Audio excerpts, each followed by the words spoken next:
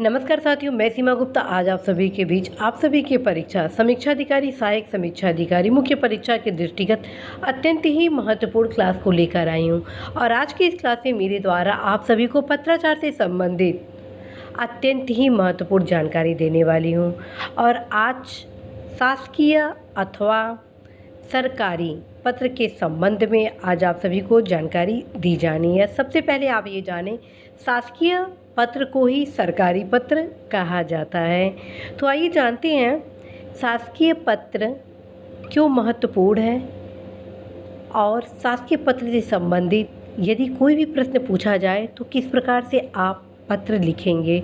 तो साथियों, आप देख रहे हैं शासकीय पत्र का प्रारूप, जिसमें सबसे पहले आप यहाँ देख रहे हैं पत्र संख्या लिखा गया है। उसके बाद यहाँ पर प्रेषक है और ये ध्यान रखें, प्रेषक में यहाँ पर अधिकारी का नाम है, पदनाम है और विभाग से संबंधित पता है। जबकि सेवा में जो अधिकारी हैं उनका बस पदनाम है, विभाग है और पता है। ठीक है, ये चीज़ ज़रूर ध्यान में रखेंगे। और ये भी ध्यान रखें, प्रेषक में भी नाम होता है और नीचे यहाँ पर आप देख रहे हैं भवदीय में भी नाम और पदनाम यहाँ पर लिखा जाता है, लेकिन यहाँ पर पता का उल्लेख नहीं होता है। क्योंकि पिछले क्लास में जो आप सभी के बीच मेरे द्वारा लाया गया था, उसमें आप सभी द्वारा बहुत अपने कन्फ्यूज़न को बताया गया कि क्या मैम प्रेषक में और भवदीय में सेम अधिकारी का नाम होगा। तो मैं कहूँगी हाँ साथियों, अवश्य ही। जैसा प्रारूप आप सभी को बताया जा रहा है, इस प्रारूप को यदि आप फॉलो करते हैं तो निश्चित रूप से आप सभी मैथमेटिकल रूप से आप 100 में 100% नंबर पत्राचार में प्राप्त करते हैं। ठीक है, तो सबसे पहले साथियों मेरा ये उद्देश्य होगा आज के इस क्लास को शुरू करने से पहले कि जहाँ जहाँ आप सभी गलतियाँ कर रहे हैं वहाँ सबसे पहले फोकस करूँगी। उसके बाद आप सभी को इस पत्र के संबंध में समस्त क्लास आज लेने वाली हूँ।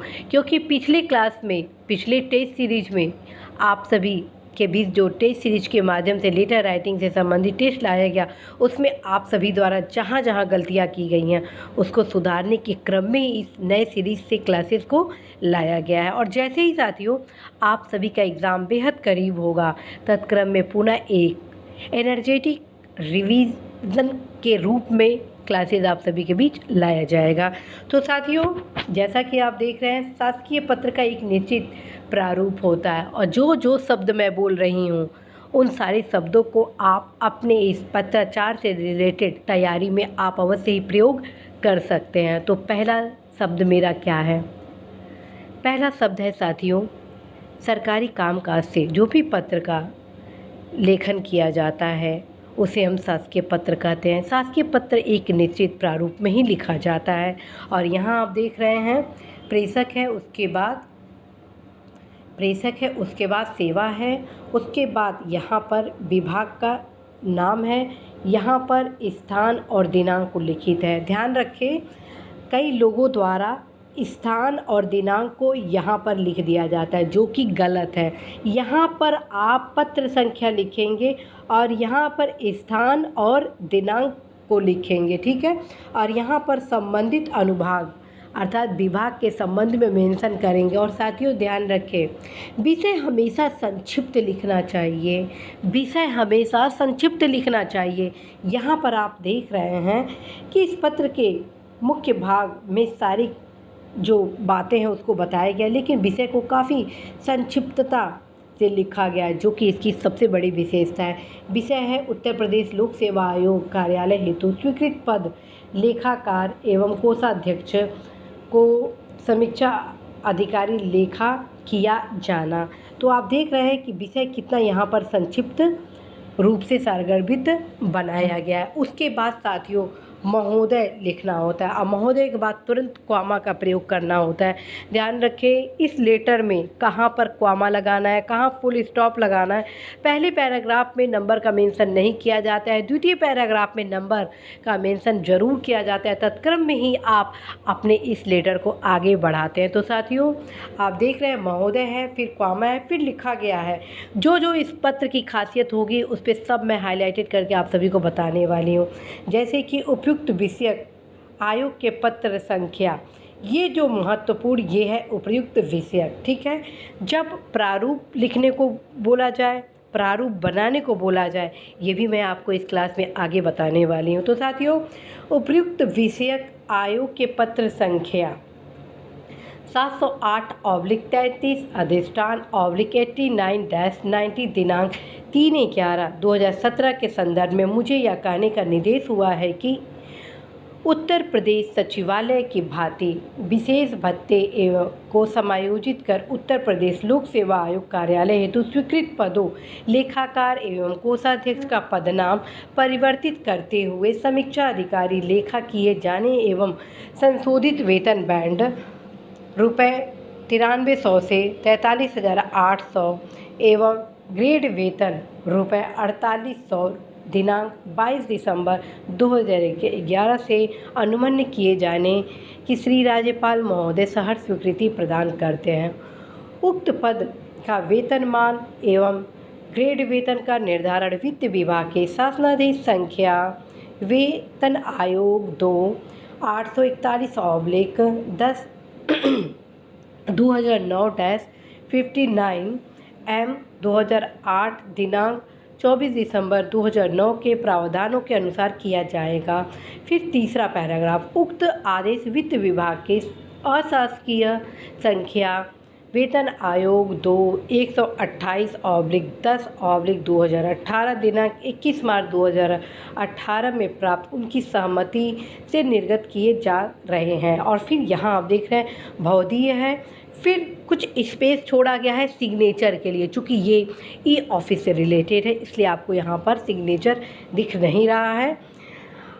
ई ऑफिस कर रहे हैं ऑनलाइन लेटर से रिलेटेड है, इस वजह से सिग्नेचर आपको नहीं दिख रहा है। फिर नीचे है नाम और फिर आपका अपर मुख्य सचिव और संख्या अर्थात पृष्ठांकन में जिनको जिनको इस लेटर को भेजा गया है तो संख्या और तद दिनांक करके प्रतिलिपि निम्नलिखित को सूचनार्थ आवश्यक कार्रवाई हेतु प्रेषित नंबर 1 2 3 4 5 जिनको जिनको भेजा जा रहा है उनको लिखने के बाद नीचे आज्ञा से और फिर यहाँ पे अनीता श्रीवास्तव विशेष सचिव का नाम लिखित किया गया है। ध्यान रखिए साथियों, हमेशा यहाँ पर जब आप भौतिक लिखते हैं तो यहाँ के जो सबसे उच्च अधिकारी होते हैं उनका मेंशन होगा और उससे 1-2 पदनाम जो नीचे होगा उनका मेंशन यहाँ होगा। ऐसा क्यों साथियों, जो सबसे सीनियर ऑफिसर होते हैं उनका ऊपर जिम्मेदारियाँ बहुत सारी होती हैं, ठीक है। जैसे आप यहाँ देखिए अपर मुख्य सचिव के सारे अर्थात अपने से संबंधित विभाग के समस्त अनुभागों को देखते हैं, जिसके कारण इनके पास समय का काफ़ी अभाव होता है। अतः जो मूल पत्र होता है उस पर साइन किया जाता है और बाकी जहाँ जहाँ भेजा जाता है उससे 1 से 2 पद नीचे के अधिकारी का मेंशन यहाँ पर आज्ञा से करके किया जाता है। आप सभी के बीच मेरे द्वारा जब टेस्ट सीरीज लाया गया था लेटर राइटिंग से रिलेटेड तो प्रायः यह देखा गया कि आप में से बहुत सारे युवा आज्ञा से में मुख्य सचिव महोदय का नाम लिखें और जबकि भौतिक में अपर मुख्य सचिव का नाम लिखें, जो कि सरासर गलत है, ठीक है। तो इस चीज़ को आप ज़रूर ध्यान में रखेंगे। तो साथियों अब आते हैं इस क्लास को आरंभ करने की ओर, क्योंकि अभी मैं आप सभी को वो सारे तथ्य बताई जो कि आप में से बहुत सारे युवाओं द्वारा गलती से कहीं कहीं मिस्टेक किया जा रहा है। तो आइए देखते हैं आज के इस क्लास को कहाँ से शुरुआत किया जा रहा है। तो सबसे पहले साथियों, सरकारी शासकीय पत्र किसे कहा जाता है। आप सभी के परीक्षा में कई प्रकार के क्वेश्चन इससे संबंधित पूछे जाएंगे कि सरकारी पत्र किसे कहा जाता है। जैसे आ जाएगा क्वेश्चन, सरकारी पत्र किसे कहा जाता है। सरकारी पत्र लेखन का एक उदाहरण दीजिए। सरकारी पत्र लेखन के महत्वपूर्ण अंगों को उदाहरण बताइए।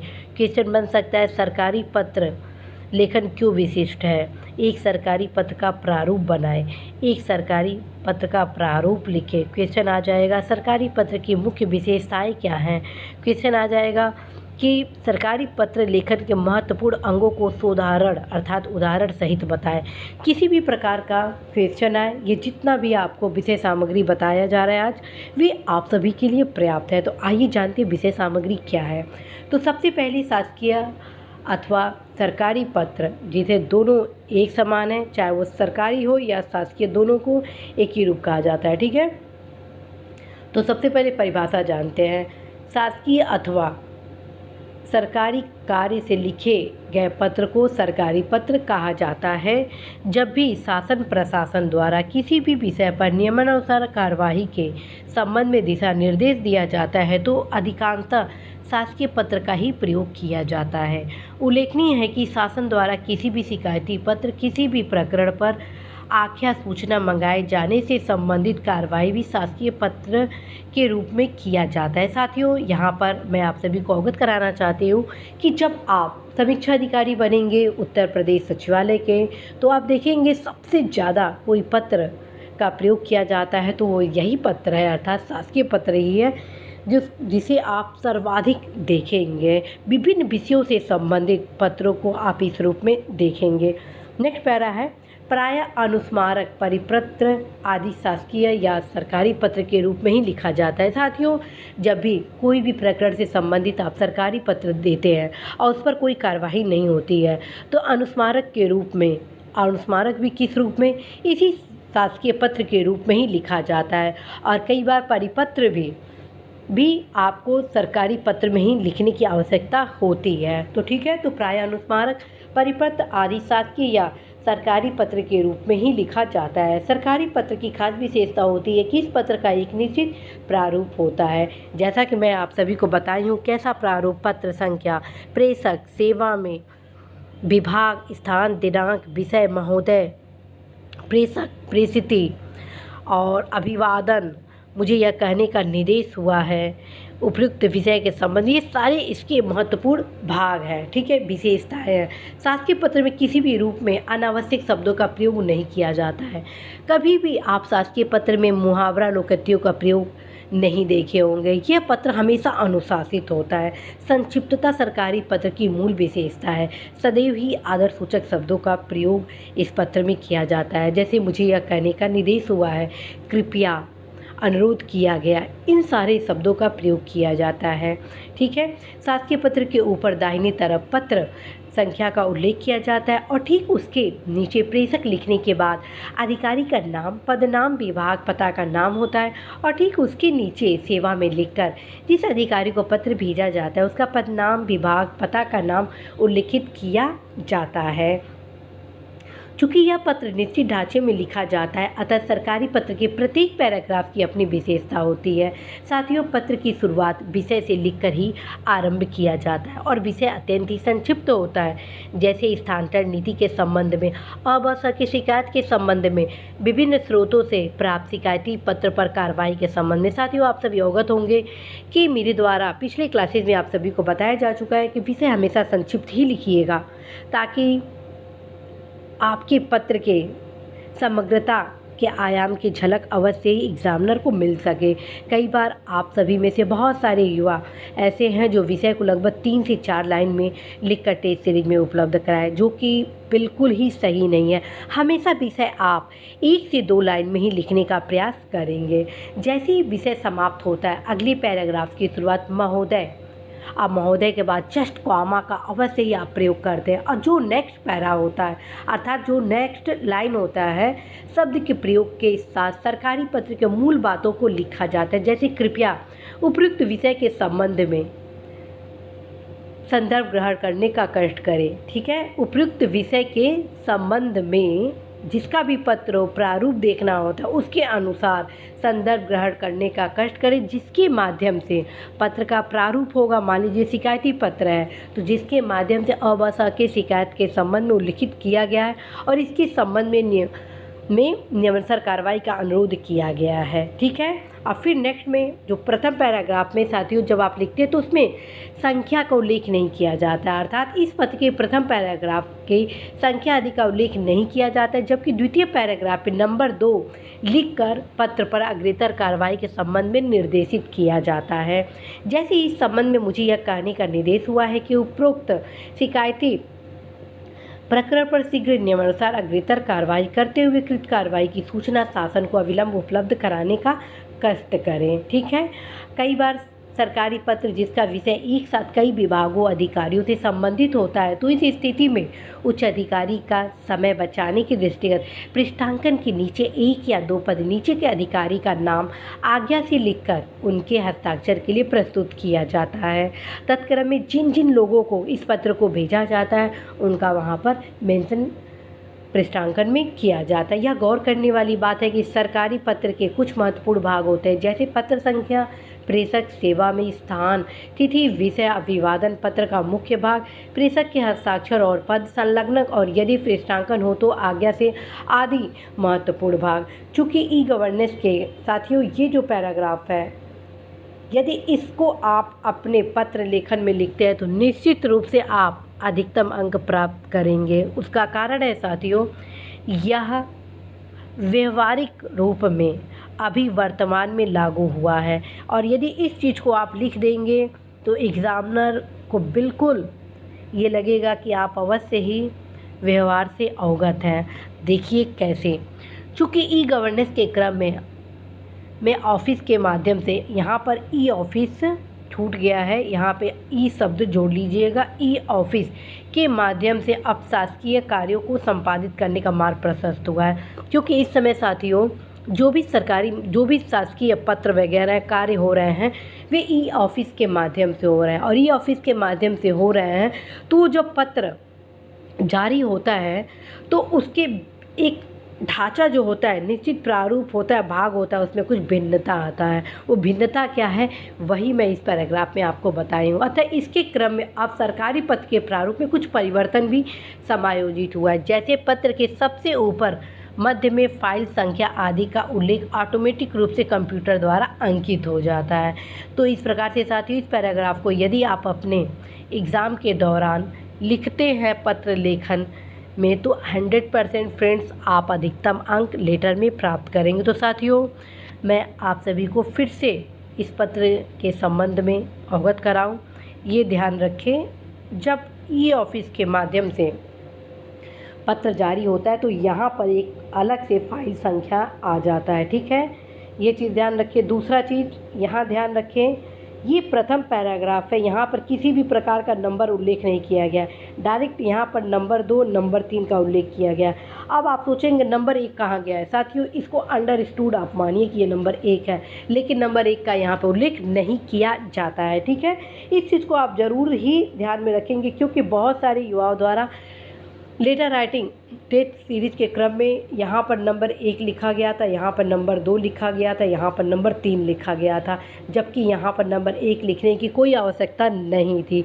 यही इस लेटर की मेन विशेषता होती है। दूसरी चीज़ साथियों, आप हमेशा विषय को संक्षिप्त लिखेंगे और कहाँ पर क्या लिखना है इसको अवश्य ही ध्यान रखेंगे। कॉमा का कहाँ कहाँ प्रयोग होगा उसको भी आप ज़रूर देखें। देखिए यहाँ पर भी कॉमा का प्रयोग हुआ है, यहाँ पर भी हुआ है, यहाँ पर भी है, यहाँ पर फुल स्टॉप हुआ है, यहाँ पर भी कॉमा का प्रयोग हुआ है, यहाँ पर भी कॉमा का प्रयोग हुआ है, यहाँ पर भी कॉमा का प्रयोग हुआ है, यहाँ पर फुल स्टॉप का प्रयोग किया गया है। ठीक है, महोदय के बाद भी यहाँ पर कॉमा का प्रयोग किया गया है। तो साथियों आई होप कि आप सभी इस पत्र को अच्छे से समझ गए होंगे। यदि आप चाहते हैं कि आप सभी लेटर राइटिंग से रिलेटेड अपनी परिपक्वता को बहुत ही बरकरार बनाना, आप चाहते हैं कि 100% इसमें नंबर प्राप्त करें, तो अवश्य इस क्लास को अच्छे से अध्ययन करेंगे। साथियों ऑलरेडी मेरे द्वारा पूर्व में लेटर राइटिंग से रिलेटेड क्लासेस आप सभी के बीच लाए जा चुके हैं। अवश्य ही उन सारी क्लासेस का भी आप अध्ययन करें और आगामी आप सभी की जब परीक्षा होने वाली होगी, परीक्षा के 1 माह पूर्व भी आप सभी के बीच लेटर राइटिंग से रिलेटेड फिर से रिवीजन क्लासेस ज़रूर लाया जाएगा। तो आप अवश्य ही इस लेटर को अभ्यास करिए लिखकर, एक बार नहीं 2 बार करें। हर चीज़ को बहुत ही गौर रख से देखेंगे, जैसे प्रेषक कहाँ लिखना है, सेवा में कहाँ लिखना है, पत्र संख्या कहाँ लिखना है, विभाग का नाम कहाँ लिखना है, स्थान और दिनांक कहाँ लिखना है, ठीक है। विषय को संक्षिप्त लिखना है, यहाँ महोदय लिखना है, ठीक है। यहाँ पर आपको भवदीय लिखना है, यहाँ पर आप पृष्ठांकन के लिए संख्या तद दिनांक लिख देंगे। फिर नीचे यहाँ पर आज्ञा लिखेंगे, और ये भी ध्यान रखेंगे भवदीय में उच्च अधिकारी का नाम लिखेंगे और आज्ञा से में 1 से 2 पद के नीचे के अधिकारी का नाम ही आप लिखेंगे, ठीक है। दूसरी चीज़ साथियों, आप सभी को यह भी अवगत कराना है कि मैं आप सभी को अभी बताई कि यदि प्रारूप बनाने को आए तो आप क्या करेंगे, आप प्रारूप लिखने को आए तो आप क्या करेंगे। तो प्रारूप बनाने के लिए अभी पूछा जाता है साथियों, तो आप बस इतना, जहाँ पे मैं लाइनिंग कर रही हूँ इसको छोड़कर सब कुछ आपको लिखना है, ठीक है। इसको छोड़ के, अर्थात इस 3 लाइन को छोड़ना है और